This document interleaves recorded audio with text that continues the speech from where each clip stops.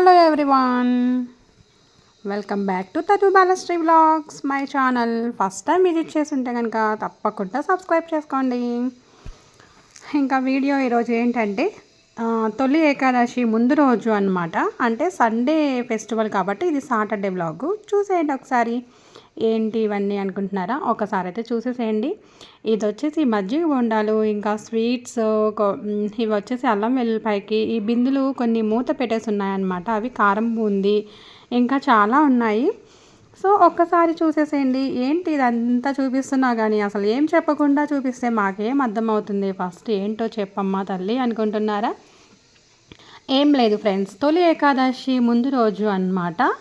ఇది ఏంటి అంటే ఎవరి ఇల్లు, వీళ్ళంతా ఎవరు అన్నది మీకు క్లారిటీగా అయితే చెప్పేస్తాను.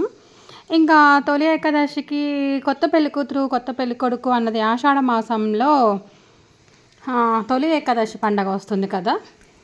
అయితే పెళ్ళికూతురు వాళ్ళు పెళ్ళికొడుకు వాళ్ళకి పెట్టవలసిన సారీ అనమాట ఇది తొలి ఏకాదశికి. సో ఇక్కడైతే మొత్తం అన్నీ తయారు చేస్తున్నారు. వీళ్ళు ఎవరంటే, అసలు ఎవరికి అయింది పెళ్ళి ఏంటి చెప్పమ్మా అంటున్నావా? ఇక్కడ కనిపిస్తుంది కదా, ఆ అమ్మాయే పెళ్లి కూతురు అనమాట. సో ఎవరంటే మా చిన్నత్తయ్య వాళ్ళ అమ్మాయి అనమాట. మా చిన్న మామయ్య అంటే మా మామగారు ఉన్నారు కదా, మా మామగారు వాళ్ళు అన్నదమ్ములు అన్నమాట వీళ్ళందరూ. సో మా అత్తయ్య వాళ్ళ తర్వాత ఆమె అనమాట తోటికోడలు అవుతారనమాట. మా అత్తగారికి వాళ్ళందరూ తోటికోడల పిల్లలు మద్దిగారులు అవుతారు. నాకేమో అత్తయ్య గారు, చిన్న మామయ్య గారు, పెద్ద మామయ్య గారు అవుతారనమాట.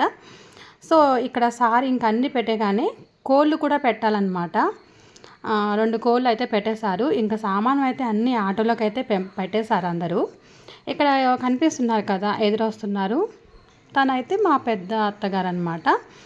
అంటే మా అత్తగారికి వాళ్ళకి పెద్ద తోటికోళ్ళు అనమాట. దీనికి కనిపిస్తుంది కదా, మా అత్తగారు వాళ్ళ అమ్మాయి అనమాట. అంటే పెద్ద అత్తగారు వాళ్ళ అమ్మాయి ఆడబడుసు అవుద్ది. ఇక్కడ కనిపిస్తున్నారు కదా, తను మా ఓన్ అత్తయ్య గారు అనమాట.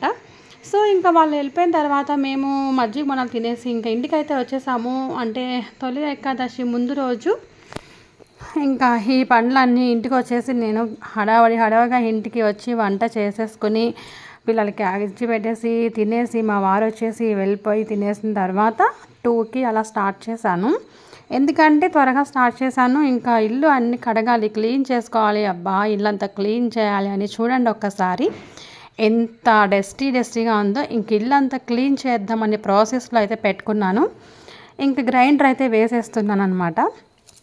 ఇక్కడ ఆల్మోస్ట్ ఇడ్లీ అయితే కలిపి పెట్టేసుకున్నా. ఇది వచ్చేసి దోశకైతే అవుతుంది. ఇది ఇలా అవుతూ ఉండగా నిన్న వర్షం వస్తుందని అటువైపు వేయకుండా ఇటువైపు వేసాను అనమాట. అవి గాలికి ఆరుతాయని అలా వదిలేసాను. ఇప్పుడు ఏంటంటే ఈ బట్టలు తీసేసి మళ్ళీ ఇంకో బట్టలు వేసాను వాషింగ్ మిషన్. అవి మార్నింగ్ అనగా వేసాను కానీ ఆరబెట్టడానికి ఖాళీ లేక వేయలేదు. ఇప్పుడు గ్రైండర్ వేస్తూ ఇంకా ఈ పని అయితే చేసుకుంటున్నాను అనమాట. ఇక్కడ బట్టలన్నీ తీసేస్తున్నా. ఇంకా ఈ విధంగా నేను ఎలా చేశాను ఏంటి అన్నది మీతో షేర్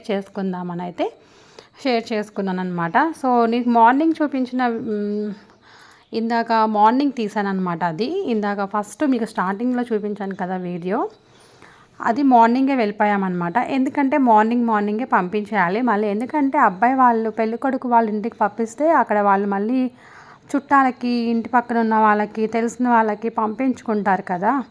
అందుకనేసి మార్నింగే పంపించేశారు. ఇంకా అక్కడికి వెళ్ళి వచ్చేసరికి లేట్ అయిపోయిందనమాట. సో అందువల్ల ఇంకా నా పని బిజీ షెడ్యూల్లో అయిపోయింది ఈరోజంతా. సో ఇంకా బట్టలన్నీ తీసేసి అక్కడ పెట్టేసి మళ్ళీ వాషింగ్ మిషన్ వేసానని చెప్పాను కదా, అది కూడా తీసేసి ఇక్కడ మనం కొంచెం హైట్ తక్కువ కాబట్టి అందలేదని స్టూల్ అయితే వేసుకున్నాను. ఇక్కడ ఇంకా ఆరబెట్టేస్తున్నాను. మనకి చీర ఆరబెట్టడం అంటే చాలా కష్టం అనమాట. ఒకసారి మీరే చూస్తే అర్థమవుద్ది. చీర ఇంత కష్టంగా ఆరబెడతారా అనిపిస్తుంది అనమాట మీకు చూస్తే. నాకు చీర ఆరబెట్టడం అన్నది పెద్ద టాస్క్ అనమాట. ఈ విధంగా ఇంతసేపు పడుతుందా చీర ఆరబెట్టాలంటే అని మీకు కూడా అనిపిస్తుందా? ఒకసారి అయితే చూసేసేయండి.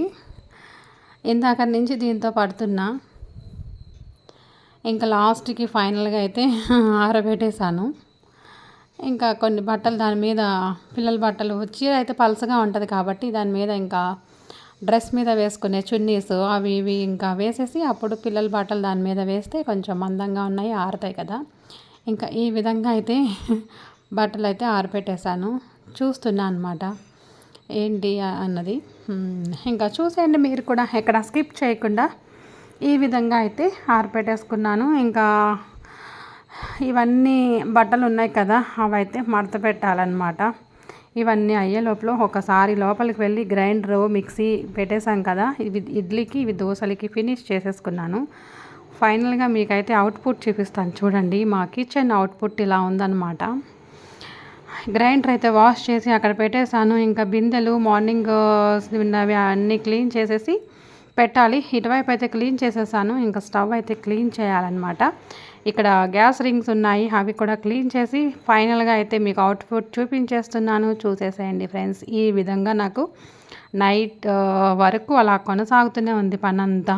ఇది ఈవినింగ్ వచ్చేసి 5 అవుతుందన్నమాట. ఇంకా 5కి కిచెన్ అంతా క్లీన్ చేసుకుని అప్పుడు లోపలికి వచ్చి మాపింగ్ అయితే పెట్టుకుంటున్నాను అనమాట. రూమ్స్కే మాపింగ్ పెడతాను.